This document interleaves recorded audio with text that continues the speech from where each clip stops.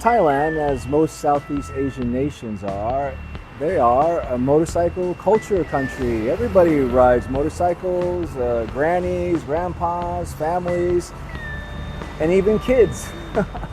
Motorcycles are everywhere in our town. There must be at least half a dozen motorcycle repair shops. There are several motorbike dealerships. Even the taxis are motorcycle taxis, the guys in the orange vest. Deliveries are made on motorcycles. So you can see here with these guys, I got the packages stacked up. Even dangerous cargo such as propane is delivered on motorcycles. Okay, so this vendor, she's turned into her motorcycle into like a salad food stall thing. It's pretty cool. She's got a sign right there. Noodles or something she's selling there, and there's her sign right there. So lots of uses for motorcycles here. That one there.